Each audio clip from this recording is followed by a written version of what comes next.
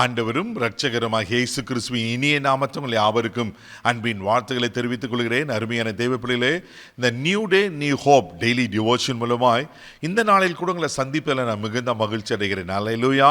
இன்றைக்கு கூட கர்த்தர் நமக்கு கொடுக்கிற வார்த்தை என்ன? எபிரேயர் நிருபம் 13ஆம் அதிகாரம் 6வது வசனத்தை கூட வாசிக்க கேட்போம். அதனாலே நாம் தைரியம் கொண்டு, கர்த்தர் எனக்கு சகாயர், நான் பயப்படேன், மனுஷன் எனக்கு என்ன செய்வான் என்று சொல்லலாமே. அல்லேலூயா. கர்த்தர் எனக்கு சகாயர், நான் பயப்படேன், மனுஷன் எனக்கு என்ன செய்வான். தேவ பிள்ளைகளே, இந்த ஒரு விசுவாச அறிக்கை, இந்த வார்த்தையில் இருக்கிற வல்லமை உங்களுக்குள்ள இருக்குமானா நீங்க எதை குறித்து நீங்க பயப்பட மாட்டீங்க.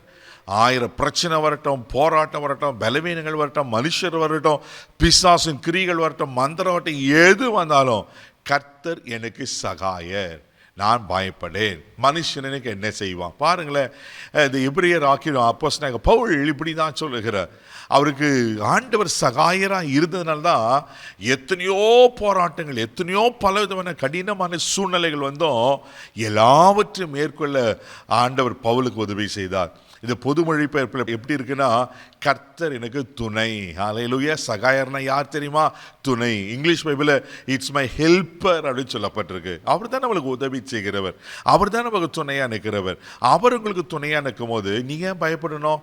பிரச்சனை இருக்கதான் செய்யும், போராட்டம் இருக்கதான் செய்யும்.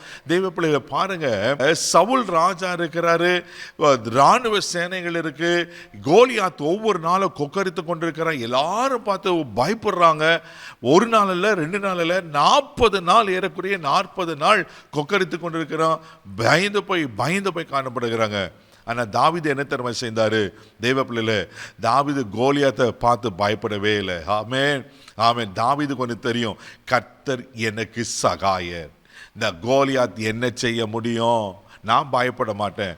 அண்ணங்களை போய் சொல்கிறேன், நான் அவனை போய் மேற்கொள்கிறேன், இராணுவ உடையெல்லாம் படுறேன், ஒன்றும் செட் ஆகலை.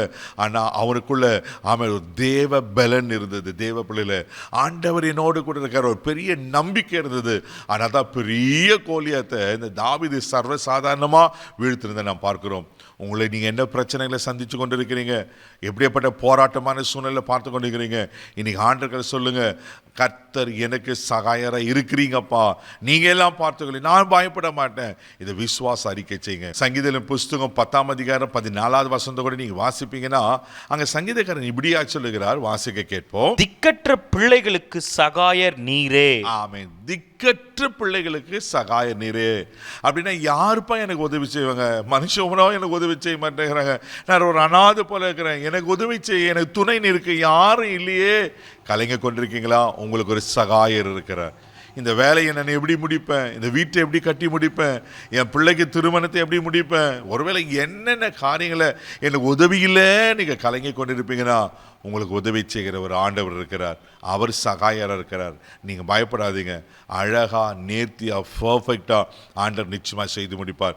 சங்கீதம் 38:22 கூட வாசிக்கும் போது அங்கே அழகாக சொல்லப்பட்டிருக்கோம், வாசிக்க கேட்போம். என் ரட்சிப்பாகிய ஆண்டவரே, எனக்கு சகாயம் செய்ய தீவிரியும். பாருங்க, தாவீது இப்படியே கேட்கிறாரு, என் ரட்சிப்பாகிய ஆண்டவரே, எனக்கு சகாயம் செய்ய தீவிரியும்.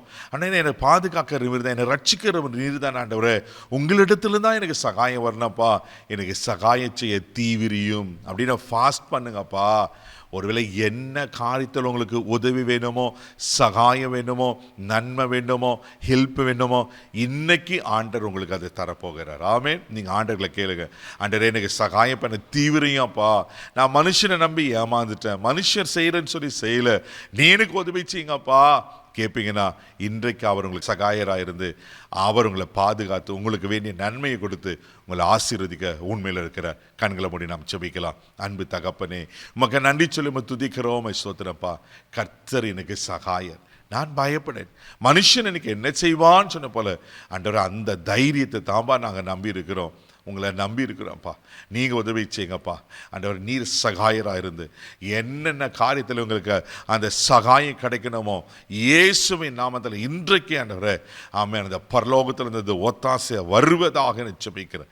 இவங்களுக்கு நீங்கள் துணை நின்று எங்களை ஆசீர்வதியும். இந்த நாள் முழுதும் கரம் எடுத்து நடத்த பாதுகாத்துக்கொள்ளும். எல்லா இருளின் கிரைகளுக்கும் விலக்கி காத்துக்கொள்ளும். மகிமை உமக்கு செலுத்துகிறேன், இயேசுவின் மூலம் ஜெபம் கேளுப்பதாவே. ஆமென். அவர் உங்களுக்கு சகாயராக இருக்கிறார். தைரியமாக போங்க. God bless you.